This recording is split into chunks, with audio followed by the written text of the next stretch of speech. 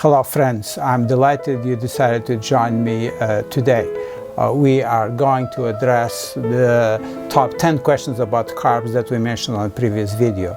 But first let me introduce myself. I'm Dr. T. I'm board certified in internal medicine, cardiology, electrophysiology, and lifestyle medicine, my latest passion. Let's dive in. We are going to address the top 10 questions that we mentioned on the last video.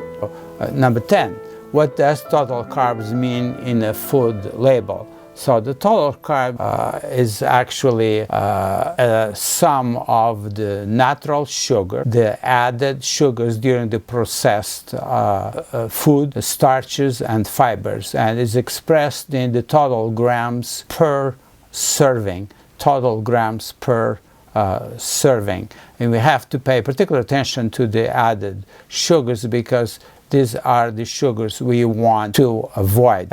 In the days of Benjamin Franklin, 1 pound of sugar would cost 1 week's salary of an average worker, and in overall, one American at that time would eat 1 or 2 pounds of sugar per year. Today, the U.S. Department of Agriculture calculates the average American eats between 150 and 170 pounds of added sugar a year. Big difference. Let's go to question number 9. So what percentage of carbs should we eat in a healthy diet? So the dietary guidelines for Americans recommends that we eat between 45 and 65% of the total daily calories from carbs. So if you eat 2,000 calorie diet, there will be between 900 and 1,300 calories from carbs a day. Let's go to question number 8. If we can't digest fiber, why eat it anyhow? Well, fiber is very good for you. They normalize the bowel movements, prevents constipation.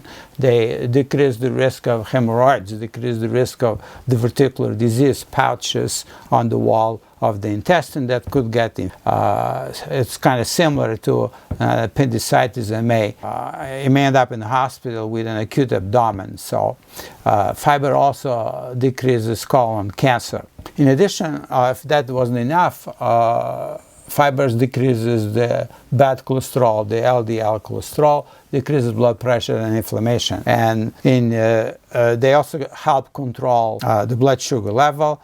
They decrease the absorption of sugars and decrease the risk of type 2 diabetes. They will help lose weight and will help you live longer. They actually decrease cardiovascular mortality and total mortality. So really a big, very big deal. Let's go to question number 7. So does added sugars go by many names? Yes, 50 plus names like dextrose, maltose, fructose, high fructose corn syrup, agave syrup, and many more. Go to the previous video. We had a slide with 50 plus names that sugar appears in food labels. Let's go to question number 6. So which carbs are unhealthy? Again, we've discussed this before. We divide the carbs in simple carbs or refined carbs and complex carbs or whole carbs.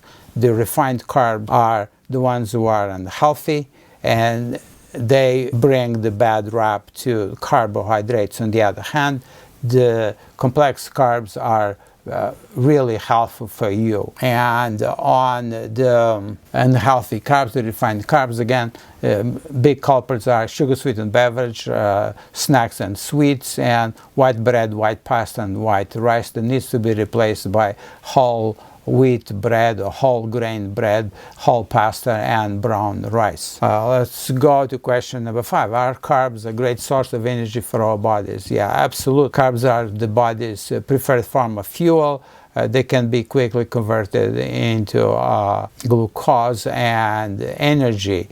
However, if refined carbs are not used for energy. They're going to be stored in the liver and skeletal muscle in a complex carb called glycogen. But there's a limit how much glycogen the body can actually make. So the excess refined sugars, the glucose, then is going to be stored as fat. So that is the problem. So let's go to question number 4.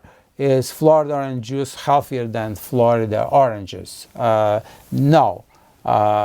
The juice has less fiber and may even have added sugars. You are better off eating the whole fruit. The same thing will apply to any other fruit juice. Apple juice, you're better off having the entire apple and not that just the juice. Let's go to question number 3. Can carbs make you fat? Yeah, absolutely. The bad ones, the simple carbs, the refined carbs, are used for energy. The excess is synthesized into glycogen.